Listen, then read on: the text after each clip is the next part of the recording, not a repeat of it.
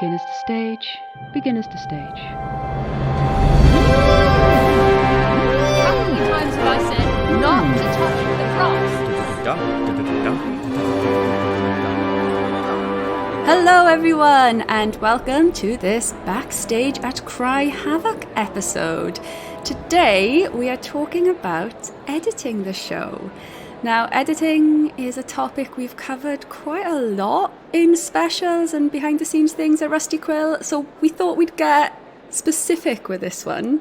Maybe take an angle that we haven't done before, which is to talk about perspective. And joining me to demystify this magic, because I actually know very little about it, are Katie Seaton and Kathy Ranella. Please, can you introduce yourselves with your pronouns and let us know what you do in relation to Rusty Quill and Cry Havoc? And we're going to go reverse alphabetically because that's how I'm feeling today. So, Katie, please, can you go first? Hello, my pronouns are she, her, and on Cry Havoc, I am the sound designer. And hello, I am Kathy. My pronouns are she, her as well. And I am master at Rusty Quill, and I do the mastering, pre-mastering and mastering, actually, in this case, for Cry Havoc. Hooray. Do you want to explain a little bit what pre-master and master is? Because I'm not sure I'm completely clear, if I'm honest. Yeah, it's what I usually do for mastering is I review the full mix after vocal cut, sound effects, and music have all been put together and clean it up, fine-tune it, and get it ready for release.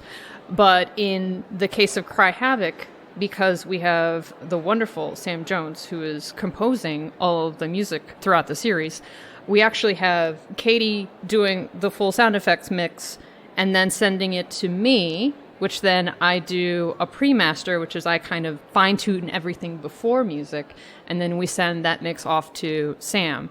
Sam then puts the scoring in, and then it comes back to me, and then I do fine-tuning after that. So on Cry Havoc, my job is a little twofold right now, so I apologize ahead of time if I get really confused between all the episodes, because usually I'll be working on 3 different episodes all at the same time. Yeah. I guess relevant to this topic that we're talking about, I am host, but also I do vocal cuts for Cry Havoc. So I guess that might come up a bit, so it's relevant that I mention that as well. But to start us off on this topic, now then, what is perspective? What do I mean when I say we're going to do an episode on the topic perspective? Perspective. It's losing all meaning. I've said the word too many times. Oh, we're losing ours already. I feel like I should take this on. It is completely my fault that we're doing this topic because it was my idea to focus on this. Yeah, it was. It's a great idea. Yes, definitely. The reason I suggested this as a specific topic is because this is a large cast with multiple characters. And it's not clear. I mean, I don't want to do too much about spoilers, but I think it's okay to say that it's not clear whose sympathies we should be with. You know, I find that my sympathies shift as we move through almost each episode, certainly throughout the arc of the whole season. Yeah. We're never sure whose side we're on, really. It becomes a little bit clearer as it goes on, but it's more... it's more of an ensemble piece. We have a lot of characters to share our focus with. Yeah, there are a lot of people who could be our protagonists. Yeah.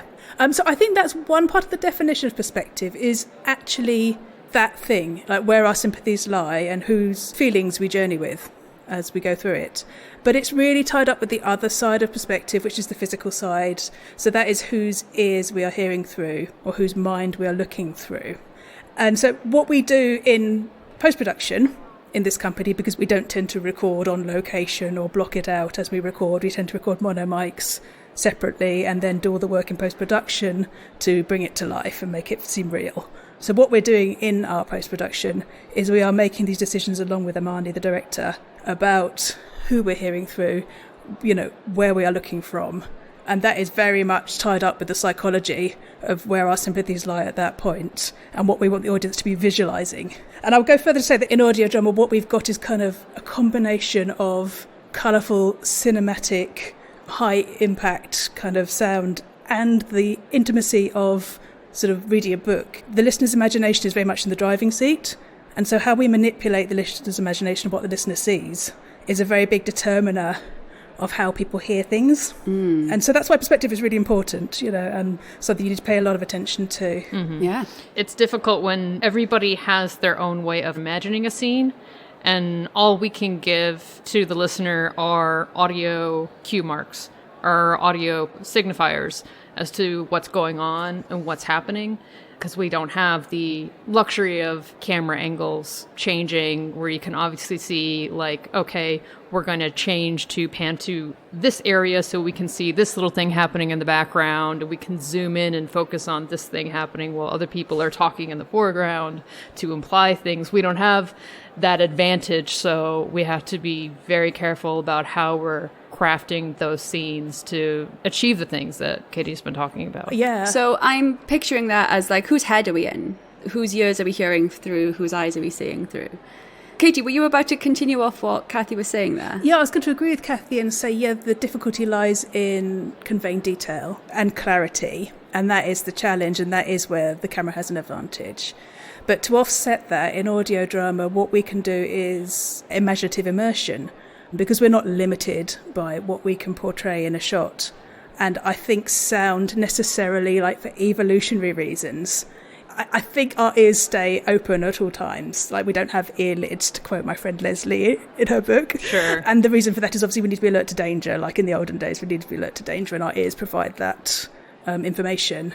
And I think also, like, hearing is the first sense we get in the womb as well. So it's the first thing we notice about the world is what we hear of our... Oh, I didn't know that. Yeah, of our mother's body and beyond. So hearing is like a really kind of like, it's a very psychologically deep sense. And so if you're kind of depriving people of what they can see so they can't confirm what they're seeing, you're tapping into that sort of deeper, more like early experience or whatever. And so that in itself can be an advantage. So yeah, you have to be careful about like not putting in too much detail, which gets confusing. But also, like, there are things you can do in audio drama that you can't do in film for that reason. I love this. We're getting deeper than I thought we were going to. This is excellent. So how do you achieve that feeling of, right, we are with this person and I want this person to notice that thing that's happened over the other side of the room? Like, how do you go about doing that? I think the ear really notices change and interruption. And so I think often if you've got a continuous state of one kind of hearing and then something alters, like maybe suddenly something comes from a different direction, or like you do a very sharp change of atmosphere, so it's obvious you're in a different place. I think as a general rule, having sustained sounds and then interrupting them or changing them is something which makes the ear prick up. Yeah, I think it comes from a lot of different directions. So you can go all the way back to the script, for example. Perspective is created by, as we've mentioned, figuring out which character we're following, and then having the stage directions of what's happening in the scene, what we hear off camera, what the character that we are following is reacting to. And then what action is happening around that character. So who's coming into the scene, who's leaving the scene, how we get from one location to the next. And that can get really tricky in an audio-only medium because you need to make sure you're leaving cues to the listener within the script for how we get from like one place to another. Can I offer an example? Or Sure. are you... No, go for it. So episode 5 has just come out, and the scenes that are sticking out to me that might be difficult to place perspective. It's when Charmian is walking through the streets and then ends up in the furniture shop. Mm-hmm. To be clear, my editing doesn't involve the perspective, right? This is what you two do.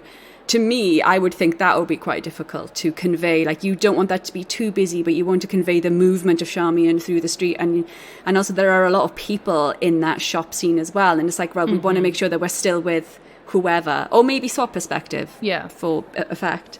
I don't know, is that a good example for you? Yeah, that works. Yeah, that one is a challenge because within the scene, if we were watching this on a stage, of having the busy street, got Charmian who talks with at least 3 different vendors and a pickpocket and someone driving by with a horse and like 2 other things all happening in the same scene. And maybe if we had a full stage, you could have people moving throughout, but within the confines of our ears, we have to figure out, okay, what's the best way to place everyone to create the feeling of the full stage or the full scene when we are limited to a specific panning range? How do we put everybody in there without sounding like it's really overcrowded or everybody's just standing around waiting to say their lines, which is a big challenge when it comes to the number of voices that we have in this series in general. There's just so many characters to try and weave through, which, Katie, you do a great job of it. There's a lot of people in here to juggle, not gonna lie. I mean, this is where the design element of sound design starts to come in, because obviously, funny enough, that scene that we're talking about, the script and the director's notes were asking for Charmian in the middle and the road on this side and the shops on that side. And as I was designing, it became really clear that wasn't going to work out, because it was going to be very left heavy and no one was really going to be able to visualize. So you have to use a little bit of artistic license and say, look, we need the pickpockets to be coming from the right so that the shopkeeper can come from the left. And this horse and cart needs to go past at this moment, which seems random, but it's actually kind of just generating a little bit of that kind of panoramic stereo feel to make sure that the audience understand that they're in this big, busy space. And there's quite a lot of kind of careful placement in this work in order to kind of build the cues one by one at a rate that the brain can take them in and build that picture.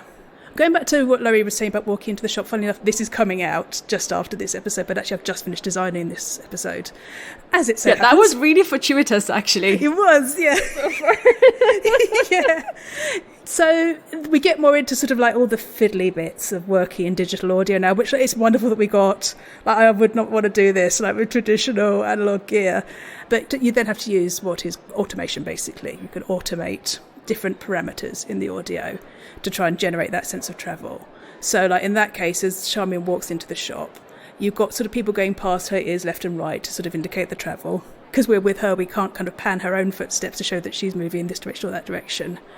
And then as she moves into the shop, so one parameter will be the background sound gets a little bit more muffled, so slightly quieter, and some of those high frequencies come off because they would be blocked, or they high frequencies don't travel as far, so.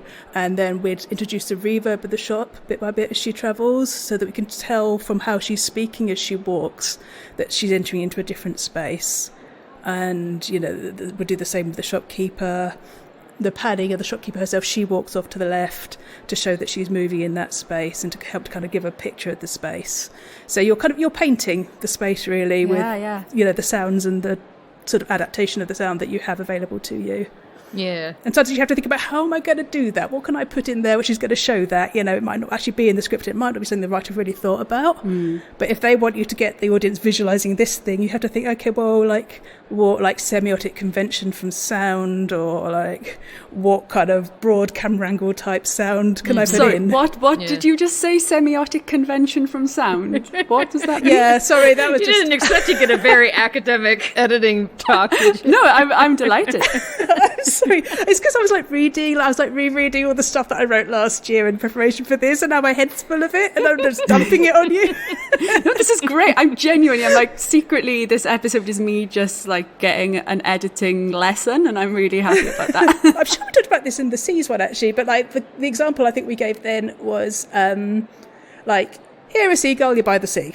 So it's like signposting. Gotcha. Mm-hmm. Yeah. But then it doesn't even stop at getting into the shop, because as soon as Katie has gotten Charmian into the shop, we followed that character in. Now we have to figure out where Charmian ends up to make room for the two guards that will come in behind Charmian, and then Quintus coming in, as well as where the shopkeep's going to both go and talk to Charmian and then wander off somewhere to do busy work and then come back. It's so totally much. It's so busy.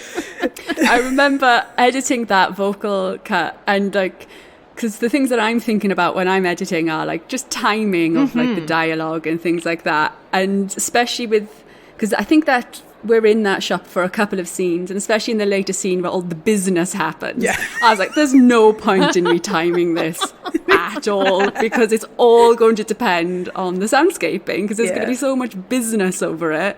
You're going to need to move it. So I was like, I'm just going to put them in there relatively tidily and move on. But the dialogue editing will still give me clues, like, because I know the directors approve what you've done, so like how you've chosen to pace it and stuff will give me clues about how long it takes to get to this place, and like how somebody's feeling about being in this place, and all these kinds of bits of information which I also need in order to like build on that to generate the mood of the place. Going back to the shop, listeners, if you have not yet listened to episode 5, I have not yet finished figuring this out. So you can go and pay attention to what happens. Currently, I appear to have 2 doors in my shop because it's the only way I can figure out how to do it. And it might end up a 2-door shop. I don't know yet. I need to go back in and work out if there's another padding solution I can think of.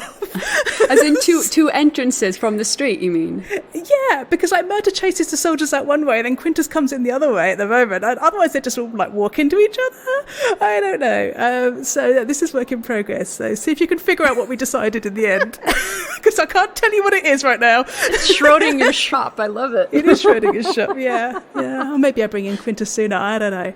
We'll see what happens. This is excellent. The timing of recording this is fantastic.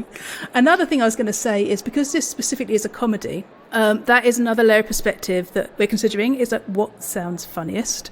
And perspective choices often have a big impact on that as well. And the example that I'm thinking of at the moment is from episode 3. Actually, there are 2 examples in episode 3. Like, one is when, spoilers, obviously, I'm assuming you've listened to it, when Lepidus jumps off the ship. Oh, gosh. What a moment. We considered doing this 2 ways. One was Lepidus jumps, and if you've heard his scream, it's absolutely hilarious.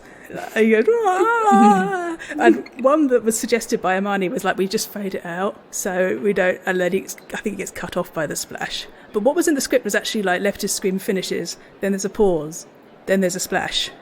And that turned out to be much funnier. So that's what I ended up doing in the end. Oh, I haven't heard it yet. Oh, it's good. You should listen. It's very funny. Yeah. The other one is right at the very end of the episode when Mark goes in to rescue Lepidus. And again, in the script, it was written like we would be standing by the side of the harbour and we would watch Mark go. And we'd sort of hear his footsteps go off into the distance, and we'd hear people commenting on it, and we'd hear, like, in semi-distance what's going on. I didn't read the script because I'm a bad, naughty sound designer. So I stayed with Mark and I ran with him. I had like the passers-by's comments actually travel past his ears, so you knew he was running. And then I had him jump into the harbour, and like actually we heard the emotion of the water, so everything got muffled and we heard the underwater sounds.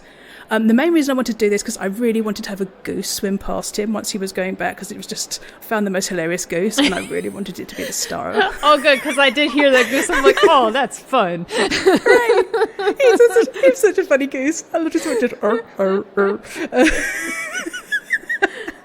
So we actually have this kind of moment where he's underwater, and like the crowd watching are sort of, you hear them through the water, you know, and then he swims back, and we're very close to Marx's, which I think is how Amani wanted it as well, actually. Oh, so this is what ended up staying, is it? Yeah. Oh, great. So yeah, Amani and I decided to slightly differ from what the writer had envisaged there, and I think it was funnier for that because the sound of Cleopatra up on the quay, you know, slightly distant. And the people talking about it, all from the point of view, like with Lepidus right next to our ears, just going, yeah, like that. It was just funnier. And perspective, for some reason, made that a lot more kind of comic. Mm-hmm. Well, not a lot more, but I think a little bit more comic. It would have played so much differently if you had to watch all of it from the dock, because just Lepidus's like comedic babbling that was happening out on the sea. Andy's comedic babbling has come up a lot in a lot of these episodes because it's fantastic. He does the best comedic babbling. I mean, all hail. It's heartbreaking to like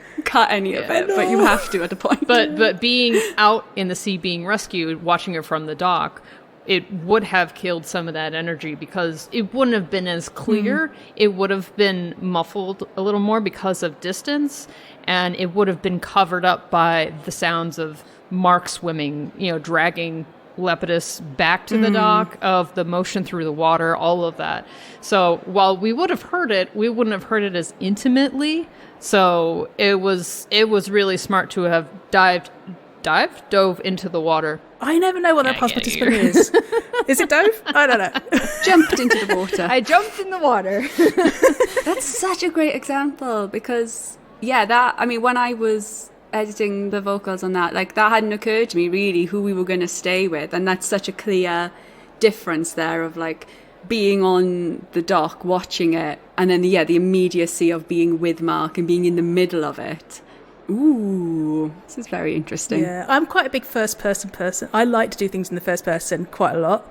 So that's always where I go first. I like the vulnerability of it, and I like how you can sort of make things sound funnier or more vulnerable or more shocking by kind of having them kind of hit you in the face like you're actually seeing them, you know. It's more immediate, I guess, isn't it? You experience it as the listener. Yeah, I mean, when we did the research, we kind of found that kind of immersion as though you're in the first person does seem to generate more visualization regardless of the sounds that you're hearing. I will say that that's probably where Katie gets really frustrated with me with the perspective thing, because usually when it gets to mastering, I tend to, sometimes that first perspective means that like things get kind of squished down a little bit, or the panning gets squished down a little bit, or in the middle, and I will want to like kind of, I think this happened like maybe episode 1 or 2, like move everybody out a little bit to make room for the listener.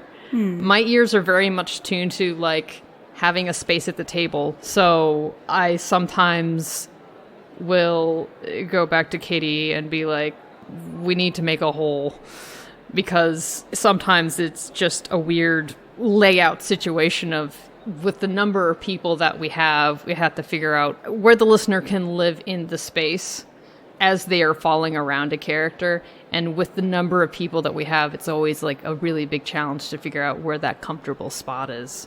It's a weird space to deal with, putting everybody in that audio space and getting them to fit. So if you've got a big group scene where there are like, I don't know, maybe 5 or 6 of the main characters in one scene, how do you go about deciding where the audience is? Like, whose perspective we're looking at it from, if we're in someone's head or if they're just standing as an audience member in the corner watching it all? Yeah, sometimes it's clear because we know whose sympathies are with. I seem to not be able to talk about sympathies without getting the grammar wrong today. We know where our sympathies lie. There we go, done it, yeah. So sometimes that's really clear cut. Usually when we're with Charmy and we're on her side, for example. Sometimes it's not at all clear cut. There are some scenes in Rome where pretty much everyone has their agenda and none of them are as good as they ought to be anyway. You know, it's particularly when you've got the triumvirate. Yeah. So in that case, Imani has gone through and decided who she wants to be with. Right. Occasionally, when it's come to sound design, and this has happened like twice so far in 5 episodes. Well, the 3 episodes that I've done, I didn't do the first 2.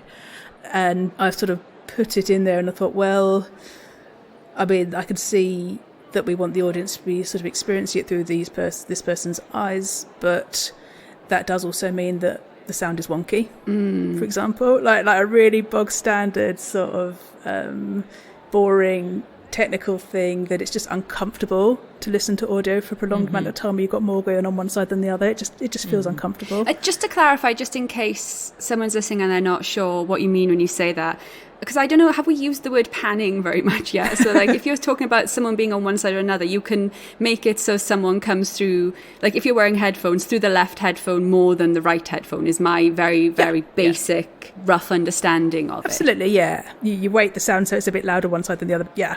I'm sure everyone knows that, but just in case there was someone thinking, I'm not really sure what you mean there. Yeah, I mean, it is mostly done through panning, I think, but it's also done through other parameters as well. So if you've got somebody going through the dead centre and we're supposed to be hearing with them, then you would also maybe make some of the characters sound a tiny bit further away using equalisation and like changing how much of the reverb is on their voice and making them a bit quieter potentially. Yeah. But it is mostly the panning that would determine that. But yeah, sometimes when you've got 6 people in a scene and you know, the director said, okay, I want it to be from this person's point of view, I've still had to put them slightly to the left or slightly to the right just to balance it out.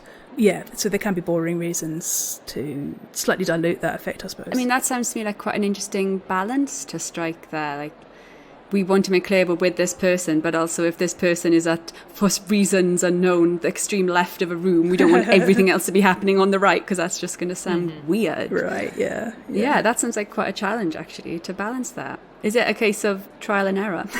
Yeah, I think so. Sometimes you have to hear it. Yeah. And sometimes you think you hear something in your head and you think it's going to be good, then you hear it and you think, ooh, nah, No. that's confusing. Sometimes it comes down to the tone of the voices that you've got in the scene.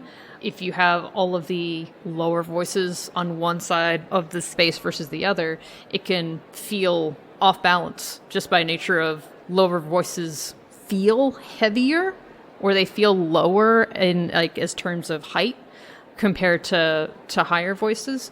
So our ears do that little weird misrepresentation when they hear that change in tone, and it can lead to that off balance feeling.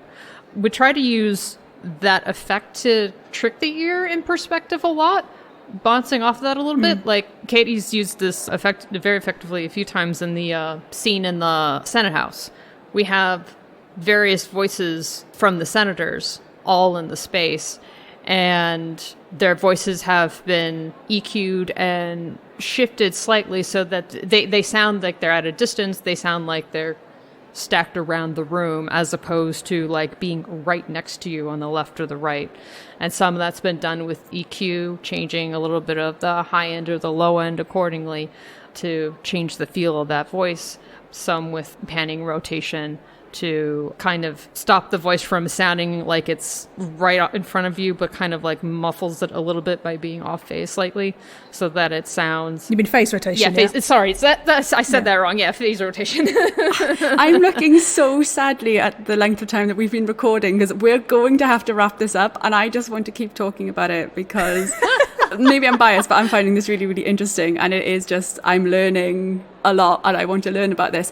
One of my questions was, why is perspective important? And we have just been talking about that the whole time, really. It's for clarity and making the space feel real, I guess, making it... Yeah. And I think at the end of the day, storytelling. Perspective is storytelling. Yeah, you need all those cues to get the story across. Simple as that. Yeah. It's all about the story. It's the purity of the story. What a bunch of lovies we sound right now. I know, I love it. Oh my goodness, thank you so much for joining me and teaching me. I'm so sad that we have to wrap this up right now. Maybe we can get you back for another chat, a part 2, perspective, take 2, I don't know, something like that. Yeah, that's it. So audience, thank you so much for listening. I hope you enjoyed. I hope you continue to enjoy this series. And I'm going to say goodbye, and I'll be back next week. And Katie and Kathy, would you like to say goodbye as well? Yes. Goodbye.